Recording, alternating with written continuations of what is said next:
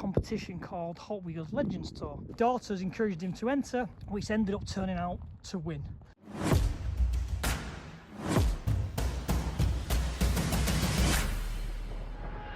Welcome back to another video. So let me introduce this. This is the P1800 gasser that they made into the Hot Wheels car. This thing, just look at it.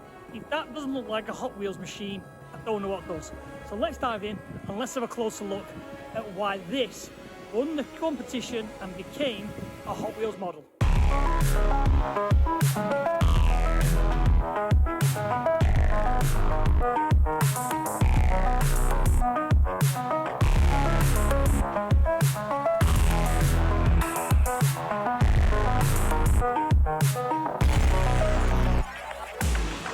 This isn't what you typically think of a Hot Wheels car when you were a child. I don't know what is. Everything about this just screams Hot Wheels and I love it. I can 100% see why this was made into a model and it won from such a massive collection of cars. Just look at the stance, and when I go into the store you'll understand the full stance and design came all the way from the front axle. That's where it all started. So this thing is, they tell me it was a budget build, but it kind of snowballs from there as all these do. And to win the Hot Wheels competition from something which was just envisioned and imagined and they never really had any plans to make it the way it did, it just turned out how it did. It is fantastic. So let's dive in and let's look at some closer details and let's talk about what makes this so special. How do your daughters feel about it? They love it. Really? Yeah. Wow. Unfortunately, Victoria's had a few problems in the last 2 or 3 years and she hasn't got as much seat time as the others. I think it's Eleanor is about 1/10 of a second behind me and like virtually nothing in miles per hour. Wow. And of course, I'm the man to beat. Obviously, yeah. Yeah, you've got the bragging rights in the family, I suppose. Look at how aggressive this thing is. Let's talk about the engine. The engine is a 454 big block Chevy. Bear with me because I'm learning all this. What's been really nice is the owner of this, Lee, and his friend, they're old school drag racers that all do V8s, and this is all new to me. I'm the new school electronics and injectors, they're all old school carburetors. So to ask the questions about why is this, why is that, it's been very, very interesting morning. It's obviously a big block Chevy with what they class as a 671 supercharger. Now what I didn't realise is, I always under the impression that these superchargers were aftermarket. You'd buy them and you'd bolt them onto your V8 and that's how they work. But that's not how it works.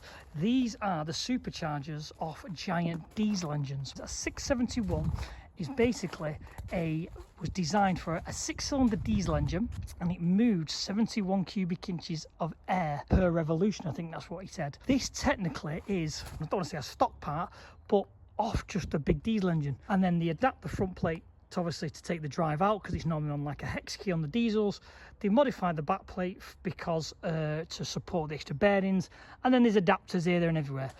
But again, I was always under the impression that these were like aftermarket superchargers that bolted on.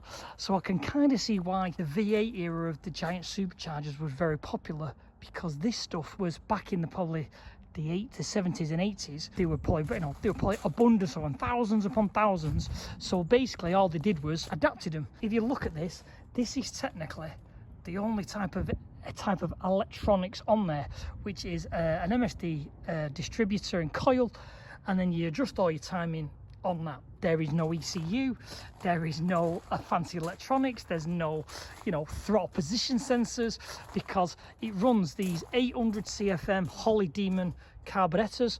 So all that basically happens is engine creates vacuum, it drops fuel on top of the supercharger disperses it into the V8. Very, very, very simple compared to today's technology where everything's fuel injection, crank signals, cam signals. Technology comes on and it kind of progresses, and it does, I would say, does get better. But it's been nice to basically learn a little bit about how the old school lads do this type of thing. I would never have thought the supercharger would have come off a 6-cylinder diesel engine and adapted to mate up to the V8.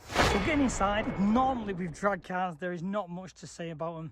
They're always minimal. We've got these two kind of aircraft aluminium seats Obviously, not the most comfortable, they're just made of aluminium. Two big fans, because if anyone's ever been in a drag car sat in the lanes when these things are running, it gets absolutely red hot. It is literally, like you say, just the gauges, rev counter, boost. Again, automatic, so it's just got accelerator, pedal and brake. Not a lot of room there because of this giant transmission tunnel. Automatic shift to 3-speed. Will say what is super interesting to sit in here. Just look at that supercharger. Can you imagine being driving along and having the noise of the short exhaust stacks coming out the side, the supercharger sticking out the bonnet wailing? I bet this is a serious adventure to drive. In the interview with Lee, you will see that his daughters actually drive this car as well. They all enjoy it, part of the family. That there would be like a trans brake possibly, to basically lock up the transmission so it stays on the spot, so you can help it kind of build up. And you can definitely in here, which is strange, feel how much that front end tilts up. What a fantastic build this is. So I can only guess the form of gasser, people are going to correct me, they stand a little bit taller. But this one got its stance because of this axle. Lee told me he bought what's called a Sherpa van, which is I think like a 3.5 ton, quite heavy duty van. He bought the axle to put on the front. He decided that he was going to run all the outside riggers with the brakes, and he was going to run leaf springs, which is what the Sherpa came with. And I think that's what the gassers run, leaf springs on the front. I think that's what determines a kind of a gasser as well. He basically filled the full setup off the Sherpa with all the brakes set up, made the crossbar himself, sat the engine in, expecting it to drop like 6 or 7 inches, as you can see with the wheel arch clearance, and it just didn't. It didn't move at all because the Sherpa van was so rigid and it would carry that much weight.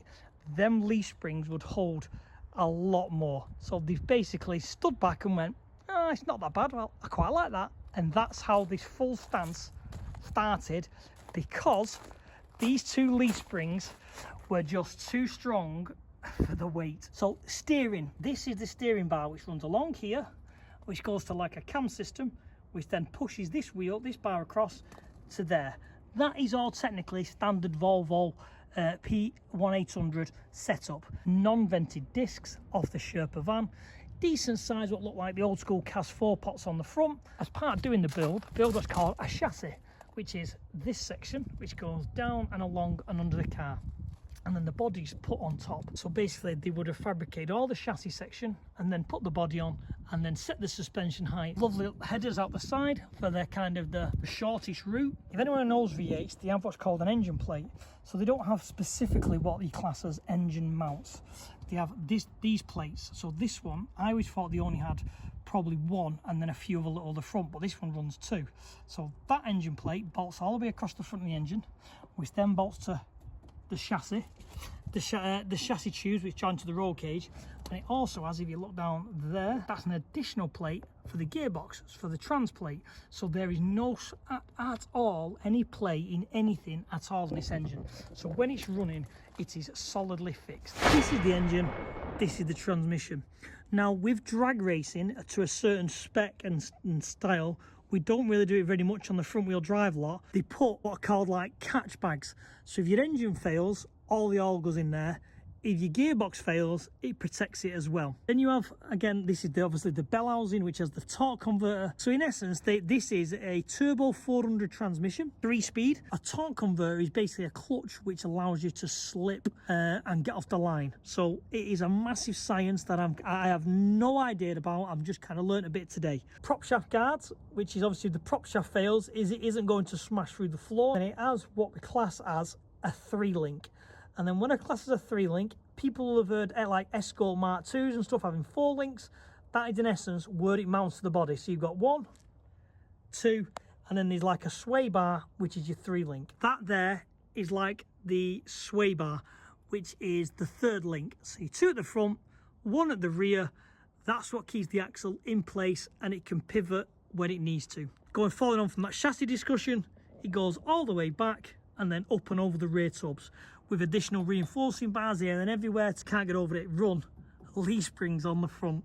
It is crazy. So the back axle is a 9-inch Ford independent springs and shocks, and the whole theme of this car has been 1960s, built in the backyard. How would it have been built? But that's the underneath. Let's have a little bit more around the car. Nice little touch. Obviously the wheels on the front, which again period corrects for the theme of the 60s dragster type look, and then especially on the rear. Don't know what make wheels these are, but they are definitely to go along with that period 60s dragster look. What Lee tells me is the story with how they wanted it and how they projected this car was in the 60s, you know, a son had come home, said to his father, I want your Volvo P1800 and I want to turn it into a race car.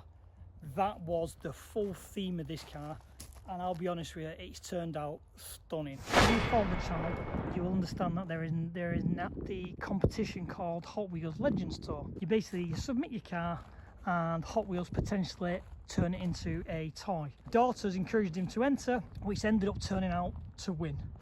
Now, what is super interesting for this is, a bit like myself, you never really understand where these vehicles are going to take you. You build them for fun, you build them for your enjoyment, you build them because it's what you want, it's what you envision. You never understand where it's going to take you. I can only imagine how Lee feels walking into somewhere like Tesco, Asda, that type of thing, and seeing his actual car on the stand for sale as a model.